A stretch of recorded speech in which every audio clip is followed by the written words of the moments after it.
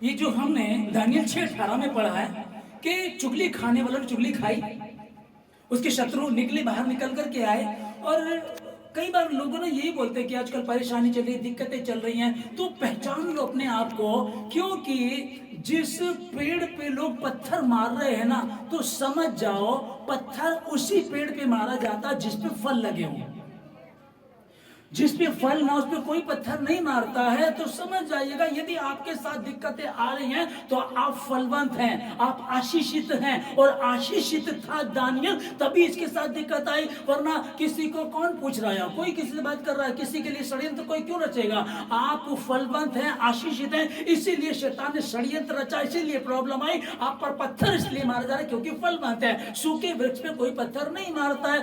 अब दानियल के ऊपर दिक्कत परेशानी आई और दानियल निरंतर प्रार्थना करता रहा। चुगली खाई शत्रुओं ने। उसके बाद राजा से प्रेम करता था, अब राजा को बचाना चाहता था, लेकिन कंडीशन ये थी कि वो जो हस्ताक्षर हो गए थे उसको टाल नहीं सकते थे। अब इसको शेरों की मांद में डाल दिया गया। दानियल को आपको आपको आपको शेरों की मान में डाल दिया गया। आप घुटनों पर निरंतर प्रार्थना करती थी, घुटनों पे प्रार्थना करते थे। तुम्हारा पिता यीशु मसीह जब वो मीटिंग लेता था तब भी प्रार्थना करता था, जब मीटिंग ले लेता था तब भी प्रार्थना करता था। मीटिंग लेने के बाद चेलों को बोलता तुम लोग चलो, नाव में बैठो, चलो मैं अभी आ रहा हूं, और वो अकेला पहाड़ पर निकल जाया करता था। घुटनों के बल की प्रार्थना का जो महत्वता है वो अभी हम समझेंगे। इसको शेरों की मांद में डाल दिया और उस रात राजा ने खाना नहीं खाया, ना उसके पास कोई सुख सुविधा की वस्तु पहुंचाई गई और ना ही उसको नींद आई। आप कितने आशीषित हैं। आप उस देश में गुलाम बना करके गए थे, आप दूसरी बिरादरी के हैं, गुलाम थे वहां। उसके बाद उस देश का प्रधानमंत्री आपकी चिंता कर रहा है, उस रोज उसे नींद नहीं, उसने खाना नहीं खाया। इससे बड़ी आशीष हो ही नहीं सकती। शत्रु कुछ समय के लिए उठ सकते, कुछ समय के लिए आप पर हमला कर सकते, कुछ समय के लिए आपकी दीवारों पर टोने टूट के घर के आगे कर सकते हैं, लेकिन वो फलवंत नहीं हो सकते। कारण क्या उसका, तुम घुटनों पर बैठे हो। और जब तुम घुटनों पर होते तो अपने स्वर्गदूतों को तेरे निमित्त आज्ञा देता। वो कहता कि जहां कहीं तू जाएगी, जहां कहीं तू जाएगा, तेरा परमेश्वर यहोवा तेरे संग रहेगा। जहां कहीं तू जाएगा, जहां कहीं तेरे लोगों को यदि अगर गुलाम बना करके ले जाए, तब वो संपूर्ण मन से, संपूर्ण प्राण से प्रार्थना करे तो उनकी प्रार्थना सुन लेगा। शेरों की मान में डाल दिया गया और राजा रात भर परेशान रहा, भूखा है, खाना नहीं खाया, चिंता कर रहा उस गुलाम की।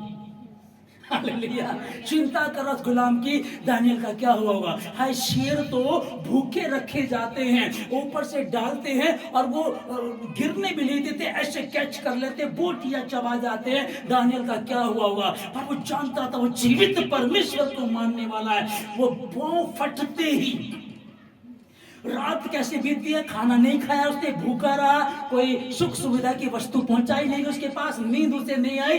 पांव फटते सबसे पहले वो उस गड्ढे के पास गया जिस गुफा में शेर थे, जहां उसको डाला गया था, और जाकर के बोलता, कहता कि शोक भरी वाणी से, दुख भरी वाणी से कहता, दानियल, हे परम प्रधान परमेश्वर के संतान, क्या तेरा परमेश्वर तुझे बचा पाया।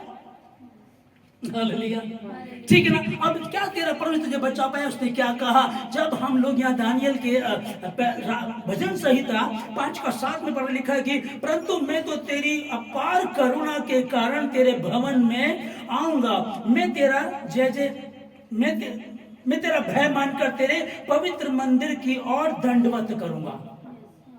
हालेलुया, मैं तेरा भय मानकर तेरे पवित्र मंदिर की ओर दंडवत करूंगा, मैं तेरा भय मानकर तेरे पवित्र मंदिर की ओर दंडवत करूंगा।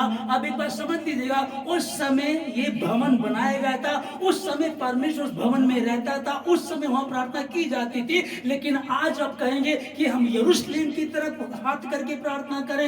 यरूशलेम कौन सी दिशा में, अब वो जरूरत नहीं है, क्योंकि अब वो यरूशलेम का परमेश्वर आपके भीतर रहता है। क्योंकि उसने कहा कि तुम्हारा शरीर तुम्हारा परमेश्वर का पवित्र मंदिर और परमेश्वर का आत्मा तुम्हारे भीतर वास करता है। अब जब परमेश्वर का आत्मा तुम्हारे भीतर वास करता है तो अब तुम्हें कुछ भी सोचने की जरूरत नहीं है। हालेलुया। जब राजा ने पूछा तब उसने क्या कहा, नहीं, हालेलुया। मेरे परमेश्वर ने जिसके नजदीक में रहता हूं, जिसके समीप में घुटने टेक कर बैठता हूं, उसने शेरों के मुंह को बंद कर दिए। अब घुटने टेकने, किसने घुटने टेके? इसने घुटने टेक करके प्रार्थना करता रहा। ये डेली 3 बार, दिन में 3 बार प्रार्थना करता था। क्या? पहले गुलाम था, गैर जाति का था। ये कुड़कुड़ा सकता था, ये रो सकता था, ये बोल सकता था परमेश्वर हमें यहाँ गुलामी में ले आया, परमेश्वर ने हमें यहाँ ला करके रख दिया, हमारी जिंदगी क्या है, तबाह हो गई। ये कुड़कुड़ाना इसने नहीं सीखा। इसने कुड़कुड़ाने के लिए क्या करना शुरू किया? ये प्रार्थना करने लगा परमेश्वर से, घुटनों पर गया, प्रार्थना करता रहा। और जब इसने घुटने टेके और जब एक मुसीबत की घड़ी आई, इसको शेरों की मांद में डाल दिया गया। वो शेर जिनको भूखा रखा जाता, जो तुरंत उसकी बोटी खा लेते हैं, जो उनके पास फेंका जाता, अब वो शेर घुटने टेक करके उसके पास बैठे, जो यहोवा के आगे घुटने टेकता है। जब ऐसा होगा और वो उन्हीं घुटनों को चाट रहा होगा शेर, हालेलुया, वो शेर उन्हीं घुटनों को चाट रहा होगा।